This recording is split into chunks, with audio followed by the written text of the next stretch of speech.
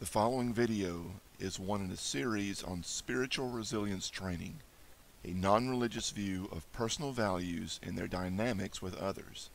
The contents reflect a variety of principles and practices of systems theory and relational counseling for team building and family resilience. Although the series is intended to support Army Corps values, each video also encourages the viewer to reflect on their current prominent values in specific situations and to consider what values may be more appropriate to means and results that are honorable and helpful with others. Chaplain Dillard initiates creating and posting these videos. Their contents and YouTube's linked videos do not necessarily reflect specific beliefs, practices, requirements, or endorsements of the Department of Defense, its subordinate organizations, or other groups with which Chaplain Dillard is affiliated. Welcome back. This is the third in a series of team building over decades, distance, and digits. The first two looked at some of the challenges of long-term relationships and some ways that we can accomplish team building even over the decades. Today we're going to look at some of the challenges of distance in relationships.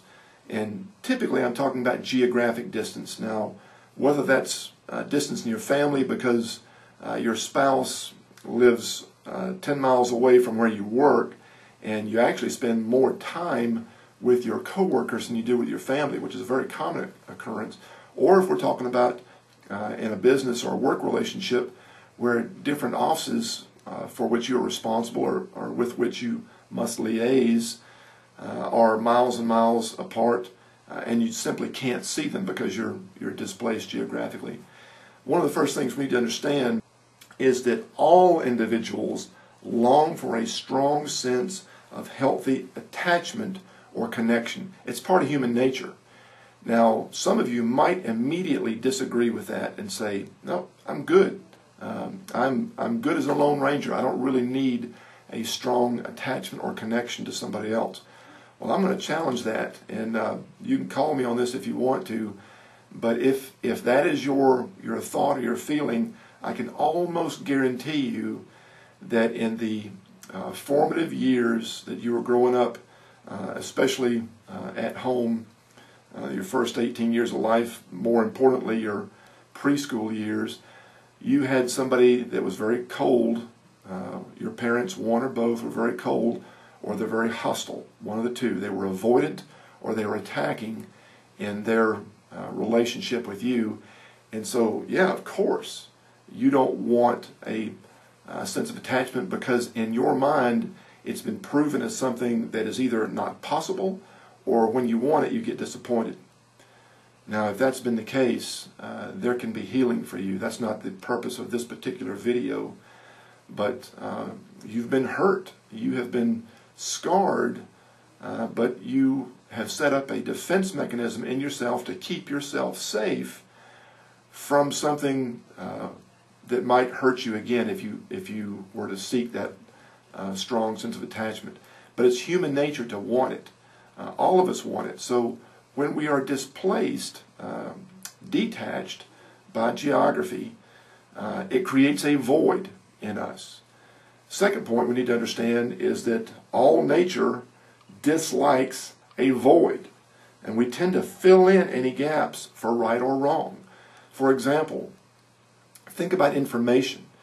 When you get partial information and you need to make a decision or you think you need to make a decision, what do?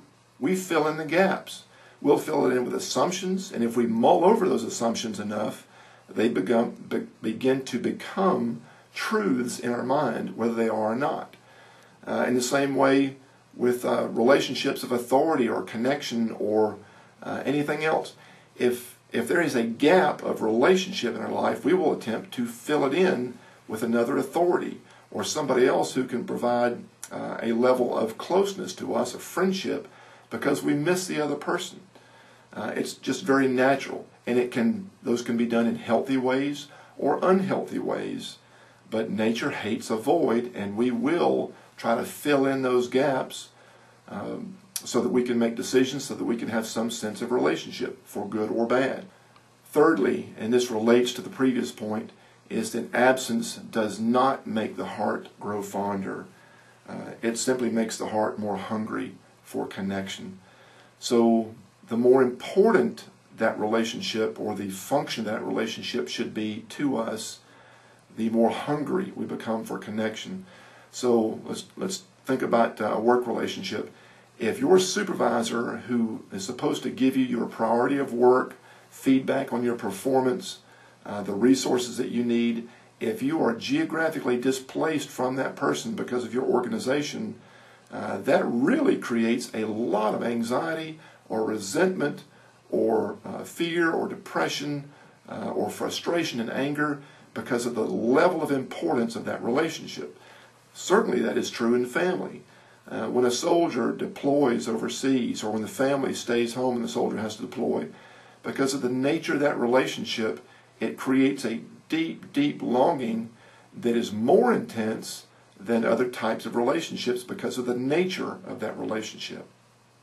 Now, ask yourself this: who in your life is important to you, either because of the nature of that relationship or because of the function of that relationship, which are related? And because of that relationship, the void is extremely intense. There is a hunger there. We will, unless we are very intentional to identify that problem, we will subconsciously fill in for that relationship in other ways, for good or for bad. The good news is that most problems of distance, whether it's geography or just busyness, maybe they're actually in the same building as us, but we're just so stinking busy, they can be improved. The first step is to decide which relationships we must strengthen with our limited resources. You only have so much time, you only have so much energy, so much money. Your resources are limited, and you cannot have an equal level of relationship with all people. So we've got to decide, of your 1,000 Facebook friends, which ones are you going to pour most or more of your limited resources into? Of your family members, and you have immediate family members and you have extended family members, and they're probably somewhat spread out. You can't have an equal level of relationship with all of them. At work, unless you're in a very unusual type of organization, you work with a lot of people, a lot of peers, many superiors or supervisors to which you answer, many subordinates. You can't have the same level of relationship to give the same amount of time, the same amount of energy, the same amount of other resources to all of them.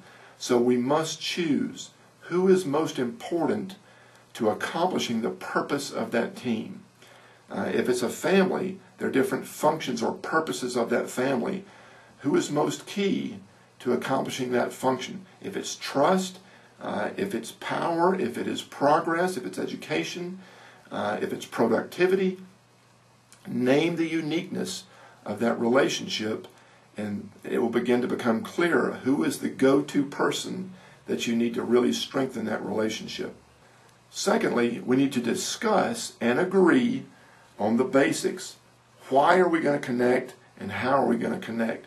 Now, that might be as simple, if you're talking about your spouse, when are you going to call each other, or are you going to call each other? Because maybe one of you's in meetings a lot and you can't call, but you can text and put your phone on vibrate. Maybe you can't maybe you can't text because of the nature of your meetings. So are you going to agree to email each other during lunch? How are you going to connect? Why are you going to connect? And to discuss it so that it's mutually agreeable. Even if it's not a family relationship, if it's an important business relationship, you want that method and that timing of connection to be mutually beneficial. Otherwise, you might think, hey, this is great, but the other person thinks, this is really not, this is not floating my boat. This is really annoying me. This is really inefficient. This doesn't fit my timeline. So there's got to be discussion and agreement on how and why you connect.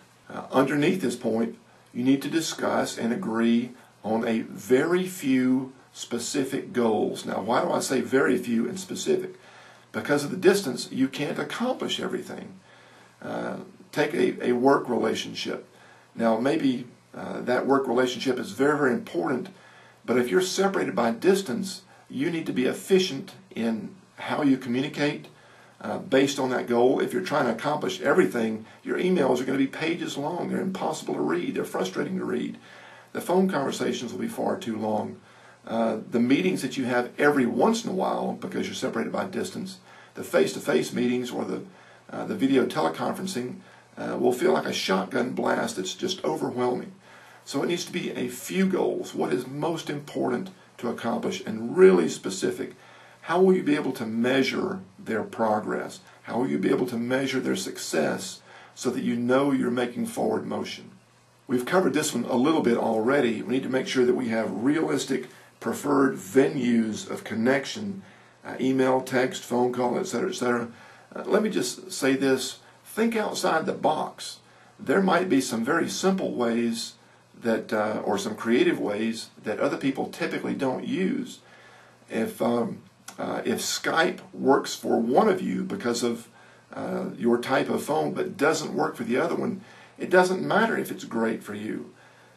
What are some other apps on your phone? What are some other forms of email? If it's personal correspondence, that you shouldn't use your work computer or calling, but in a different time because they're in a different time zone. Think outside the box of what are the many, many dynamics to consider so it is most beneficial to each person in the ways that you connect. In the same way, we need to have realistic discussion and agreement on the frequency and duration of when we talk to each other. Are we talking about a very short text? Now, some people take that as disrespectful. I'm told by my teenager that the letter K, which is short for OK, acknowledging what they just said, can sometimes be perceived as disrespectful. That depends on the person. But to ask them what is the brevity or the length and what is the frequency and timing that really communicates well. Next, we need to commit to our agreement. We need to prove our investment in the relationship. And that might mean writing it down. On my phone, for example, I've got a reminder. It'll vibrate and ring to remind me to call these 7 specific people, one each day. They're states away. They're fellow chaplains or pastors, friends of mine, and we have agreed to continue to build our relationship for the sake of professional and personal growth. And I put that in my phone, one person per day at a certain time, that they have said, this is a good day for me, this is a good time for me. And I call them, put it on speakerphone, put the phone up in my visor so it's truly hands-free, nobody else is in the car. And I've got about 25 minutes I can talk to each one of those people on the way home each day, or one of them during lunch. So whatever works for you to show commitment, to prove investment, because again, it's about the relationship. Lastly, we need to discuss and commit to similar basics for any connections in person. Whether we're talking work relationship, family, or other, even though generally speaking we are separated by distance, there will probably be some times that we get together in person. Now, as a family, you go to see extended family possibly once or more a year, depending on the individual, obviously. But if you're going home to see family, unless it's just one person, you're going to have to choose who do you spend the most time with? Who do you see first? Who do you see last? Who, because of the nature of the relationship, are you only going to see for a couple of hours or just lunch in a public place for 30 minutes or so? But those things need to be thought out because you have limited time. You have a limited commitment to the relationship, or you have a limited interest in the relationship, or vice versa. They have a limited interest or commitment, and you don't want to overstay that stay or overtalk that conversation if it's business in your work team. So you've got to think through those dynamics. What is appropriate to that particular team, family, work, social, or otherwise, and not just think through it, talk with them about it so that you're mutually agreeable. And realize too that some people won't always tell you the truth. They say, "Oh yeah, come on and visit. We'll sit down and have lunch," but that's what they say to everybody. Are they really going to sit down with you and talk with you, or are they so busy that they probably won't? So think through that. You don't see them very often, even if it's family. And you're going home to your family every day, 5 days a week from work, and you have weekends with them. It's still limited time. So when you get home and you're exhausted from the day and the kids are there and you have other responsibilities, what is going to be the best connection before dinner, after dinner? Doing what? For how long? What are the most effective ways to accomplish the most important goals in that relationship?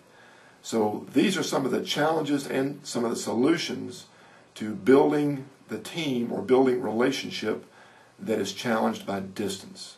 Hope that's helpful, and we'll see you next time when we take a look at team building over digits.